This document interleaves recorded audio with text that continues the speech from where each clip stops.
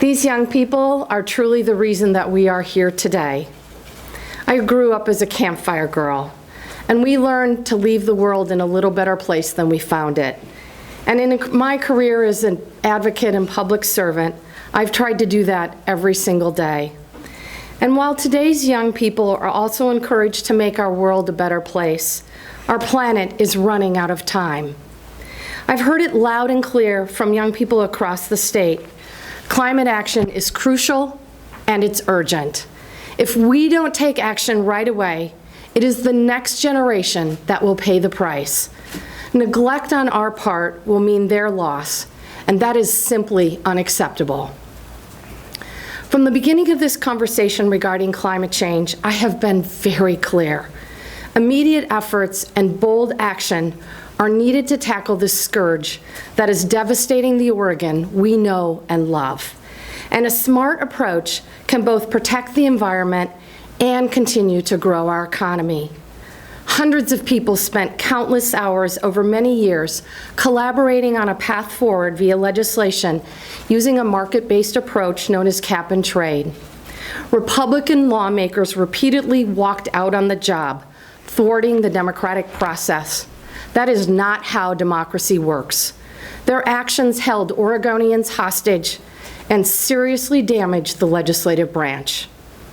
Oregonians deserve to be healthy, safe, and see opportunity in the future, no matter what happens or doesn't in the Oregon legislature. Significant change doesn't have to take the form of a single step. It can happen when several actions add up, and that's what I'm doing today. As governor, I will pursue every option available to me in the executive branch to combat the effects of climate change. As a state, we will put Oregon on a path our children can be proud of.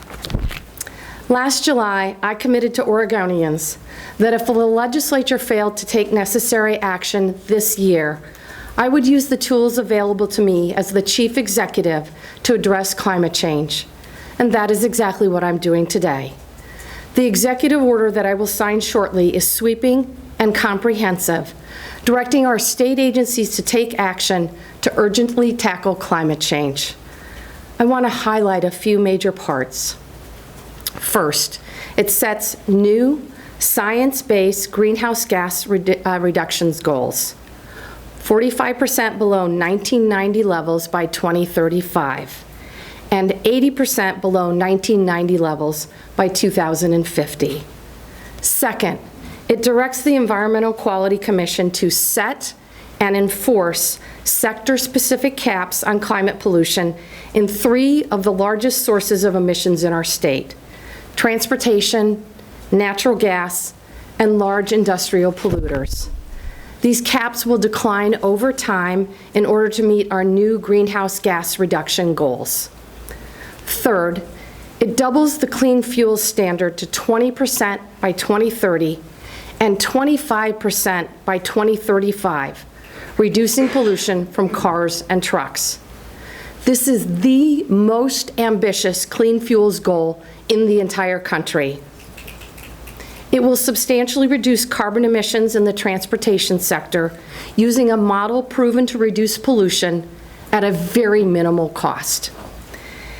At the same time, it will fuel new jobs in the biofuel sector and expand investments in transportation electrification.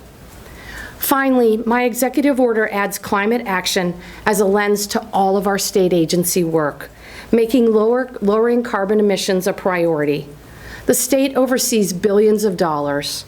We should put our money where our mouths are. And there's more. These efforts will reduce emissions from transportation and industry. As huge contributors to climate change, that's really, really important. But we use energy in every facet of our lives: our buildings, the appliances we put inside of them, the power we use to turn them on. We will accelerate the transition to clean energy in our electricity and natural gas sectors and set higher standards for building codes and appliances. I am setting these targets and charting the direction forward. However, there will be significant opportunity for public input. Full details will be hammered out during the agency rulemaking process. In addition, it's my continued expectation that climate action and the growth of our economy will not be mutually exclusive. And as we look ahead, I'm committed to including money for 3 critical climate-related investments in my next budget. First of all, funding environmental justice work. This means including communities most impacted by climate change as we build a more resilient economy. Number 2, creating a clean transition fund. We've already created 55,000 clean energy jobs. We need to train and prepare more workers for good-paying jobs in Oregon's growing clean energy sector. And third, tackling wildfire mitigation work. Climate change has made wildfires more intense and more frequent. We must invest in fuels reduction, which will create jobs in rural Oregon and foster healthier landscapes. I deeply appreciate the actions of the legislature's Democratic leadership to allocate the necessary resources for state agencies to carry out this work. And I am particularly grateful for the Speaker of the House, Tina Kotek, and Senate President Peter Courtney for their leadership. I also would like to thank the attorneys at the Oregon Department of Justice who carefully reviewed this executive order to make sure that we are as ambitious as we can be while fully complying with existing laws and the Oregon Constitution. I look forward to working with Oregonians across the state on implementing this order in such a way that does not exacerbate existing economic disparities in our rural communities, our tribes, our low-income families, and our communities of color. Because we're all in this together. And if we can make progress on climate change, we just might have a world that we can pass on to our children. Thank you. I'll now sign the order and then I'll take a few questions.